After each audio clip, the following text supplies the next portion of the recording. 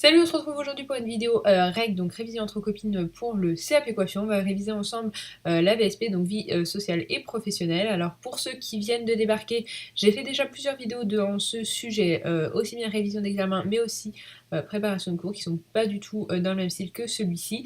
Donc n'hésitez pas à regarder la vidéo jusqu'à la fin, vous auriez la playlist des différentes vidéos de révision. Si vous voulez des sujets précis, si vous voulez des corrigés d'examen, n'hésitez pas à demander en commentaire et je le ferai avec plaisir. Alors, on va passer tout de suite à l'examen. Alors, le sujet, pour ceux qui viennent de débarquer, c'est toujours un fichier réponse, donc on retrouve toujours ce format-là. Donc c'est, voilà, hein, comme c'est marqué, fichier réponse. Donc vous avez le barème, c'est toujours important de savoir à peu près si les points sont plus ou moins bien répartis en fonction des questions. Donc vous avez 1 heure, vous allez voir qu'on va réussir à faire le sujet en beaucoup moins de temps que ça, sachant qu'il n'y a pas beaucoup à écrire, hein. On vous demande pas des romans, faire des phrases construites et simples, ça suffit. Donc ça c'était la session de 2006 et alors on commence tout de suite avec l'individu au poste de travail. Alors il y a toujours en fait sur ce genre d'examen, c'est toujours en fait un sujet duquel on va tirer des informations du texte, on va vous demander quelques connaissances que vous auriez dû avoir acquises, mais ça reste toujours pas mal des études de texte, des études de cas. Donc l'individu au poste de travail.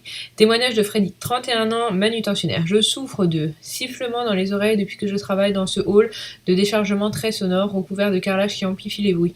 Parfois les palettes sont jetées au sol, cela fait comme un coup de fouet dans les oreilles au moment de l'impact et ça résonne dans les chambres froides pendant plusieurs secondes. Au début je ressentais des sifflements pendant quelques minutes seulement, mais depuis 1 an je dois vivre en permanence avec ces sifflements, je dors mal, je suis stressée, l'ORL m'a dit vous souffrez d'acouphènes et d'une perte d'audition de 15 décibels à chaque oreille, il faut absolument que je trouve un travail beaucoup moins brillant. Donc un ORL, on vous rappelle que c'est un orthorynologiste et donc des acouphènes, donc c'est les sifflements dans les oreilles, donc c'est la pathologie dans laquelle il souffre.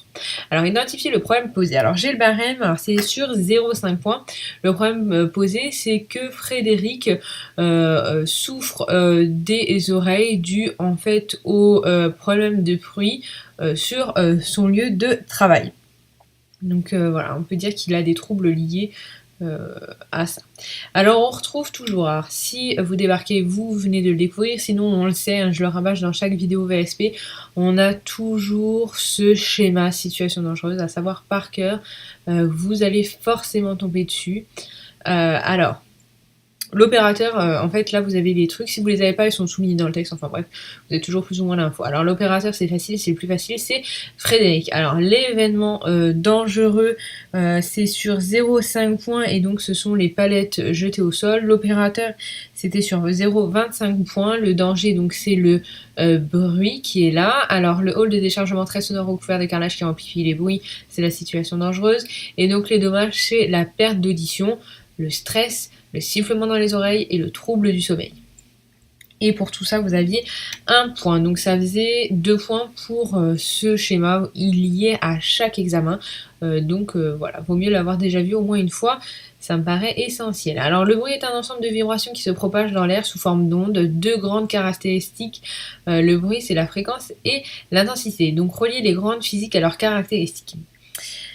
Alors, on a l'intensité et donc la fréquence, donc se mesure en Hertz, permet de mesurer le bruit et s'exprime en décibels, indique si le son est grave ou aigu et indique si le son est fort ou faible. Alors, l'intensité, c'est indique si le son est fort ou faible, la fréquence s'il est grave ou aigu. Alors, en décibels, ça va être l'intensité. Et la fréquence, elle se mesure en Hertz. Vous savez, les fréquences radio, quand on parle de fréquences radio en Hertz, donc c'est bien, ça vous parle, vous pouvez retrouver. Alors ça, c'était sur 1 point, 0,25 points par bonne réponse liée. Alors, entouré d'un liste ci-dessous, la valeur correspondant au seuil de la douleur, alors c'est 120 décibels, donc c'était sur 0,25 points. Alors ça, vous allez en manger, surtout que c'est lié à notre travail. On retrouve souvent les TMS pour le coiffeur, mais aussi par rapport au sèche-cheveux, à la radio, au bruit ambiant des conversations. Souvent, on a quand même ce facteur bruit, donc c'est une valeur à connaître, 120 décibels, pour... voilà. Donc on retrouve toujours un peu des schémas. Donc celui-là, ça arrive souvent qu'on vous demande d'ailleurs de le... Comment dire? De le légender. Voilà, c'est ça. On vous demande souvent de légender. Donc là, il est déjà légendé. On va vous demander les différentes parties. Alors, On va voir dans l'interne, la moyenne et l'oreille externe. Donc vous avez à chaque fois deux réponses. Bah, c'est facile en fait. Interne, c'est la cochlée et le nerf auditif. L'oreille moyenne, c'est les tympans et les osselets. Et l'oreille externe, c'est le conduit auditif et le pavillon. En fait, tout simplement, c'est dans l'ordre du schéma. Ça me paraît très très simple. Et ça, c'est sur 1,25 points. Donc c'est simple dans le sens où il y a deux réponses par truc. On a 6 trucs, plus profond, moyen et plus externe, on va dire. Donc très très simple. Il y a toujours, voilà, c'est pas des connaissances qu'on vous demande, hein, c'est vraiment un peu de logique, un peu de réfléchir. Alors à l'aide du tableau ci-dessous, identifiez l'atteinte dont souffre Frédéric et localisez la partie de l'oreille concernée. Alors partie de l'oreille externe, un bouchon de cérumen dans le conduit auditif externe. Alors, l'oreille moyenne, c'est une rupture du tympan, une otite aiguë provoquée par une infection ou une aphthologie, donc l'union des osselets entre eux. Et pour l'oreille interne, c'est l'atteinte des cellules ciliées due à des causes génétiques et la destruction de cellules ciliées due au vieillissement et au traumatisme sonore, à l'activité professionnelle ou loisir. Donc en fait, les cellules ciliées, si vous ne savez pas, en fait, c'est des cellules qui ne vont pas se régénérer. Si on les perd, on les perd. C'est pour ça que les gens qui deviennent sourds avec l'âge, ça ne revient pas. Donc il faut prendre soin de ces cellules-là. Et donc c'est bien de ça dont souffre Frédéric. Donc ça, c'était sur 0,25 points. En plus, enfin c'est pas compliqué, c'est marqué activité professionnelle. Donc voilà, dû au vieillissement ou au traumatisme sonore. Donc là, c'est bien le cas. C'est le traumatisme sonore qui a provoqué chez Frédéric la destruction de ces cellules ciliées qui servent en fait à l'audition. Donc le médecin du travail rappelle à Frédéric ainsi qu'à son patron les mesures à mettre en œuvre pour améliorer les conditions de travail. C'est un exemple de mesures individuelles de lutte contre le bruit. Alors individuel, ça veut dire pour les employés. Donc on peut proposer de mettre des bouquets, de mettre un casque anti-bruit par exemple. Et alors ça c'était sur 0,25 points. Alors citer un exemple de mesures collectives permettant de limiter au niveau sonore dans le hall d'hébergement. Donc éviter de jeter des palettes au sol, ça me paraît un bon truc. Remplacer le carrelage par une surface qui absorbe le bruit. Mécaniser le déchargement des palettes, parce que c'est bien facile de dire oui, poser la palette, mais quand vous avez 70 palettes à poser dans une journée, vous comprenez que les gens préfèrent les jeter plutôt que les poser. Donc voilà, et c'était à peu près tout. Après, tout ce qui paraît logique, ça peut passer. Donc, c'est 0,5 points pour cette question. Donc là, on a déjà pas mal de points facilement. Alors, l'individu dans l'entreprise, Frédéric va signaler son problème auditif au médecin du travail. Complétez le tableau ci-dessous en nommant les différentes visites obligatoires prévues par le Code du travail en précisant pour chacune d'elles leur rôle et leur périodicité. Alors ça, vous avez aucun document. Alors ça, c'est un peu violent parce que, honnêtement, sans information, alors il y a la visite de pré-embauche, hein. Ensuite la visite médicale périodique et la visite médicale de reprise si vous avez été à l'arrêt. Donc ça, 0,25, 0,25, 0,25, je trouve que c'est assez dur de l'avoir sans avoir de texte d'info. Alors la visite médicale d'embauche, le but c'est de s'assurer de l'aptitude médicale du salarié avant l'embauche ou avant l'expiration de la période d'essai. Ensuite, la visite médicale périodique, elle permet de vérifier que le travailleur est toujours apte au poste de travail occupé tous les 24 mois au moins. Et la visite médicale de reprise, c'est vérifier que le travailleur est apte à reprendre son activité. Elle est obligatoire dans les 8 jours qui suivent la reprise après une absence pour cause de maladie professionnelle, d'accident de travail, de congé maternité ou autre. Et pour chaque définition, 0,75 points. Donc en fait, un point par ligne. Bon, après, si vous ne le saviez pas, c'était que 3 points de perdu, mais quand même, c'était, je trouve, un peu difficile. Alors, Frédéric se rend à la MPE car il envisage un changement d'activité professionnelle. Il trouve une offre d'emploi correspondant à son attente. Il souhaite contacter l'entreprise qui recrute dans le cadre de sa recherche d'emploi. Frédéric espère être convoqué à un entretien d'embauche. Des côtés, le sigle NPE. Alors, ça, vous l'aurez plus, parce que maintenant, c'est Pôle emploi. Donc, c'était Agence nationale pour l'emploi. Nommer les 2 documents qu'il devra rédiger et envoyer au responsable de cette entreprise chargée du recrutement. Donc, c'est un CV et une lettre de motivation. Donner 3 conseils à Frédéric pour réussir son entretien d'embauche. Alors, il y a plein de conseils qu'on peut donner à Frédéric. C'est déjà de se renseigner sur l'entreprise sur laquelle il postule. Hein, ça me paraît essentiel d'arriver en connaissant un peu. Si vous arrivez, vous savez pas ce que l'entreprise fait, c'est un peu pourri. Donc, de se renseigner aussi sur l'itinéraire à suivre pour se rendre à son rendez-vous. Prévoir de ne pas être en retard. On peut lui conseiller d'arriver avec de l'avance, on peut lui conseiller d'avoir une tenue vestimentaire correcte, une hygiène corporelle irréprochable, on peut lui proposer d'être courtois. Ça me paraît évident. Donc de répondre avec précision, d'utiliser un vocabulaire correct.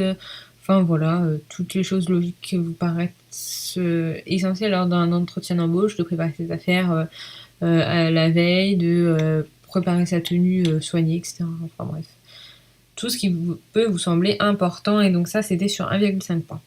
Alors, témoignage de Corey Pascal. Difficile de résister à l'argent facile. Les sociétés de crédit ont leur bureau juste dans les grandes surfaces. Vous remplissez une demande et vous avez comme par miracle l'argent sur votre compte. Quand Corinne, 37 ans, aide-soignante, s'est installée avec son mari Pascal il y a 10 ans, elles n'ont pas su résister à la tentation de ces crédits de consommation. Nous avons dépensé sans compter pour acheter un frigo, une table, une voiture. Tous les mois, nous remboursions 500 € de crédit. Hélas, la société de Pascal a fait faillite. Il a perdu son emploi, le début de l'engrenage infernal. Impossible d'honorer nos dettes. Nous avons pris de nouveaux crédits pour rembourser les premiers. Très vite, les huissiers sont arrivés. Je ne dormais plus. C'était un vrai cauchemar. Alors, identifier le problème posé. En fait, c'est parce qu'elle a perdu son emploi et ne peut plus faire face au remboursement de ses différents crédits. C'était sur 0,5 points. Alors, la loi Borloo permet l'effacement des dettes. Alors, la marche à suivre, c'est le débiteur suivi la commission départementale de surendettement. 6 mois maximum. Vous avez une commission, le juge, dossier récupérable. Le règlement du dossier par mesure amiable, rééchelonnement. Le juge décide que le dossier est récupérable. Alors, ça repasse. Sinon, la commission juge irrémédiablement compromise et saisit le tribunal d'instance. Le juge instruit le dossier, prononce la liquidation des ventes des biens, l'annulation des dettes et l'interdiction de recontracter un crédit pendant 8 ans. Alors, nommer l'insistance qui peut aider Corinne à Pascal de sortir de la spirale du surendettement. Donc, c'est marqué en haut. Donc, c'est la commission départementale de surendettement qui peut les aider. Alors, énoncer les 2 solutions possibles après l'étude de dossier pour Corinne et Pascal par les instances compétences pour régler leurs problèmes financiers. Alors, en fait, il va y avoir 2 possibilités. Soit, en fait, ça va être le juge, en fait, prononce la liquidation judiciaire, la vente des biens, et voilà. Donc ça, la case là. Soit, vous avez le règlement du dossier par mesure amiable. Donc en fait, ça veut dire qu'on rééchelonne les dettes.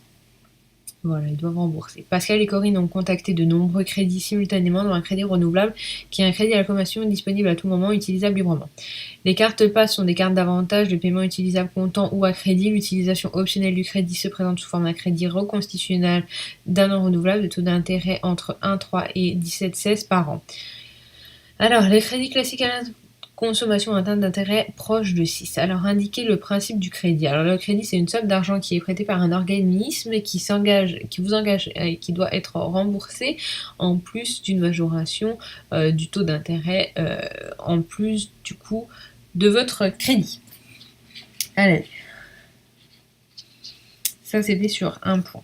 Alors, citer un avantage et un inconvénient du crédit renouvelable par rapport à un crédit classique. Alors, l'avantage, c'est qu'il se reconstitue automatiquement, donc ça c'est un avantage, et donc l'inconvénient c'est que c'est un crédit qui est beaucoup plus cher, hein. Là vous voyez que c'est 11,3% jusqu'à 17,16% contre un prêt classique où c'est le taux d'intérêt à 6%. Donc voilà, l'avantage c'est que vous avez toujours en fait, vous n'avez pas de délai de redemande de la banque, hein. C'est tout le temps que vous pouvez l'utiliser. Alors, l'individu acteur de secours. Corinne travaille avec sa collègue aide-soignante dans un appartement 306 au 3e étage de la résidence de retraite Les Oliviers, à Aix-en-Provence. L'aide-soignante effectue une toilette à une résidente au sol de la salle de bain est humide, elle glisse et perd l'équilibre et s'effondre. La tête collant violemment la cloison. En tant que sauveteur secours du travail, Corinne intervient. Elle éloigne la résidente, l'assoit sur son fauteuil et dégage l'espace dans la salle de bain, chaise devant le lavabo. Elle appelle tout de suite en effectuant l'examen de la victime qui ne répond pas. Elle respire, alertée par ses appels, une employée accourt. Corinne lui confie son téléphone portable, puis tout en plaçant la victime en PLS, elle lui donne son contenu de message d'alerte. Alors, le numéro à composer, c'est toujours le même, soit le 112, soit le 18, soit le 15, 0,5 points pour ça, et le contenu du message. Alors, le contenu du message, c'est assez précis hein, pour les trucs de secours. Alors, j'en ai un là. Alors, je vous appelle de la maison de retraite Les Oliviers, à un cours Mirabeau, Aix-en-Provence, dans l'appartement 306 au 3e étage. Une aide-soignante vient de chuter dans la salle de bain. Sa tête a heurté violemment la cloison, elle ne répond pas mais elle respire. Un LSST est à ses côtés, il l'a placé en PLS, je ne raccroche pas, j'attends vos instructions. Alors, on attend l'heure du message. Une adresse, vous situez le lieu. Ensuite, le cas, la victime, là où les victimes.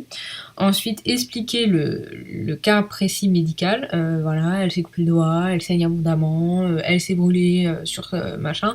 Enfin, le problème, donc là, c'est qu'elle s'est cognée violemment la tête. Ensuite, donc, on lui dit qu'elle respire, on lui dit la situation. Donc on a déjà fait ça, est-ce qu'il y a d'autres choses qu'on puisse faire? Donc nous on a déjà fait ça, on l'a posé en machin, en PLS, et qu'il y a quelque chose d'autre à faire. Et on raccroche pas, on attend les instructions pour savoir si les secours ont bien pris en compte le message, s'ils ont bien pris en compte l'adresse, etc. S'ils ont des instructions à nous donner à faire en plus, donc on raccroche jamais un téléphone, on reste en ligne jusqu'à ce que le secouriste au bout du téléphone vous dit de raccrocher. Et donc tout ça, c'était sur 2,5 points. Alors, après avoir transmis le message d'alerte, l'employé est à nouveau disponible, Corinne lui confie 2 missions. Alors, inscrire les 2 missions dans le tableau fini. Alors, empêcher l'aggravation de l'état de la victime allongée sur le sol dont le corps s'est refroidi. Alors, la mission, c'est d'aller chercher par exemple une couverture pour en fait couvrir la victime et faciliter l'arrivée des secours dans les couloirs de la résidence. Donc en fait c'est aller attendre les secours dans le hall d'entrée pour pouvoir les guider au plus vite dans la bonne chambre, dans la bonne salle de bain en l'occurrence. Après ça peut être aussi alerter d'autres collègues qui puissent faire un chemin pour guider, ça peut être pas mal de choses. Et on a déjà fini le sujet, vous allez voir que ça va assez vite. Alors là en fait c'est un peu du bon sens, si vous n'avez pas tout à fait dit la même chose, mais qu'on reste dans la même logique, ça peut passer. Par contre, j'ai trouvé dans ce sujet qui était un peu dur, c'était là le tableau où on vous demandait les visites médicales. Ça, je l'ai trouvé un peu pas évident, en fait, parce que si on n'a pas l'idée tout de suite du truc, voilà, c'est pas forcément évident. Voilà, c'était tout pour ce sujet. J'espère que ça vous aura aidé et que vous allez continuer à réviser. Voilà, je vous retrouve demain. Allez, ciao, ciao!